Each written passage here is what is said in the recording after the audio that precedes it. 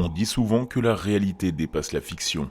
À la première écoute, l'étrange affaire de l'adolescent meurtrier Daniel Laplante semble tout droit sorti d'un film d'horreur hollywoodien. Tant les événements qui s'y sont déroulés sont extraordinaires. Avec les années, l'histoire de Danny Laplante a pris des allures de légende urbaine. Certains rapports affirment que les faits survenus entre 86 et 1987 ont été embellis à des fins de dramatisation, tandis que d'autres soutiennent que les événements se sont déroulés exactement tels qu'ils sont décrits aujourd'hui, dans toute leur dimension macabre. Danny Laplante occupe une place singulière dans l'histoire du true crime.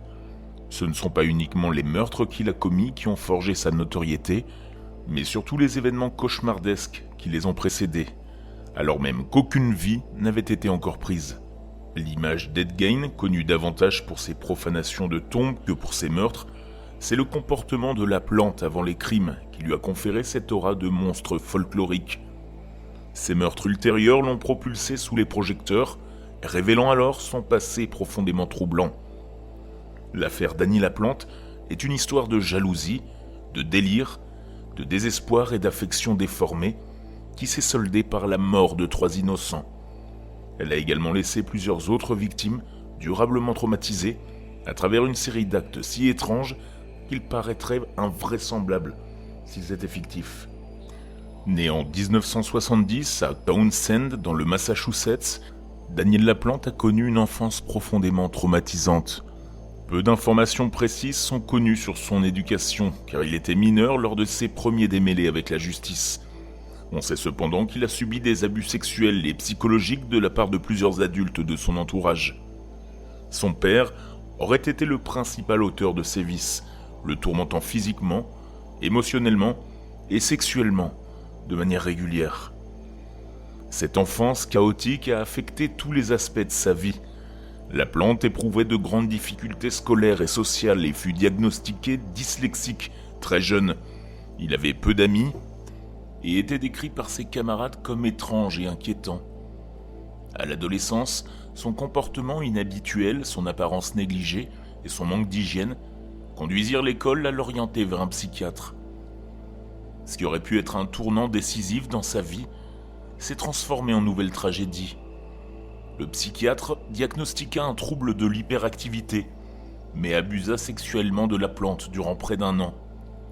Une nouvelle trahison venant d'un adulte censé le protéger qui laissa une empreinte profonde sur son esprit déjà fragile.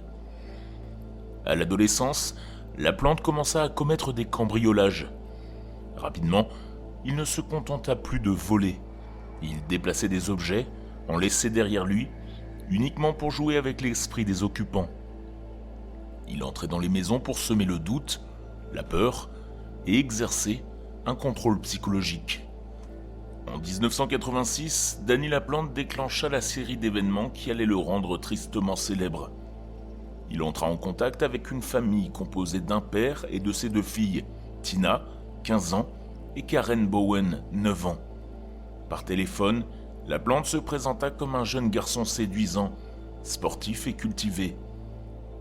Lorsque Laplante arriva sur le pas de la porte des Bowen, Tina fut choquée de découvrir que le garçon, avec qui elle conversait par téléphone, était à l'opposé de ce qu'il prétendait être. Au lieu du jeune sportif athlétique qu'elle s'attendait à rencontrer, son rendez-vous à l'aveugle était un adolescent négligé, aux cheveux foncés et gras, sans absolument aucun trait attirant. Malgré cela, Tina accepta que Laplante l'emmène à la fête foraine locale. Après plus d'1 heure passée ensemble, Tina trouva un prétexte et rentra chez elle. C'est au cours de ce rendez-vous que Laplante apprit que Tina et Karen avaient récemment perdu leur mère décédée d'un cancer, laissant leur père seul pour s'occuper d'elle.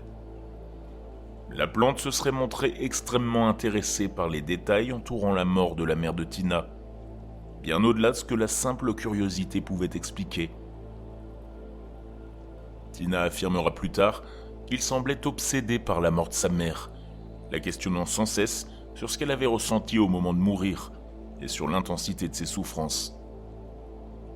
Tina ne revit pas volontairement Laplante après ce rendez-vous. Pourtant, elle allait le retrouver plus tard dans des circonstances qui défient presque toute explication. Un soir, Tina et sa sœur tentèrent de contacter leur mère décédée par une séance de spiritisme dans leur sous-sol. Elles le firent par pure naïveté adolescente, sans réellement s'attendre à ce qu'il en ressorte quoi que ce soit. Cependant, ce même soir, alors qu'elles dormaient, Karen et Tina entendirent des coups rythmés contre les murs de leur chambre. De manière stupéfiante, il sembla que la séance ait fonctionné. En pleine nuit,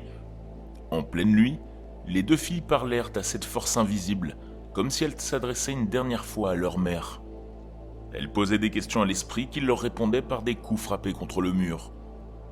Il semblait que les filles aient réellement mis au jour une force surnaturelle à l'œuvre. Cela continua pendant plusieurs soirées, jusqu'à ce que les coups deviennent si réguliers qu'ils perturbent leur sommeil. Avec le temps, des objets commencèrent à disparaître dans la maison. Des objets posés sur une table un jour se retrouvaient éparpillés sur le sol le lendemain. Les filles rentraient chez elles pour découvrir des meubles déplacés d'un côté de la pièce à l'autre. Finalement, Karen et Tina commencèrent à croire qu'elles étaient hantées par un démon malveillant, et non par l'esprit de leur mère, comme elles l'avaient d'abord pensé. Le père des filles, Frank Bowen, était convaincu que ce sont elles-mêmes qui semaient le chaos dans leur maison. Les filles lui expliquèrent qu'elles pensaient avoir involontairement laissé entrer un esprit vengeur chez elles, mais Frank refusa de croire à une telle absurdité. À la place, il souligna que les filles souffraient émotionnellement de la perte de leur mère. Un soir de janvier 1987, les coups étranges recommencèrent, alors que Karen et Tina étaient seules dans le salon. À ce stade, les tapotements incessants étaient devenus si courants qu'ils rendaient les filles folles.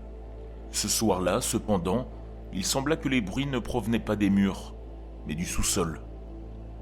Armées d'un couteau de cuisine, les deux filles avancèrent prudemment vers la source du bruit. En descendant sous la maison, elles furent accueillies par une vision inquiétante.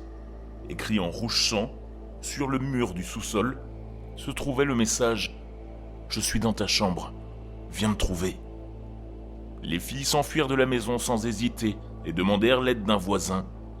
Elles attendirent le retour de leur père et lui racontèrent ce qu'elles avaient découvert.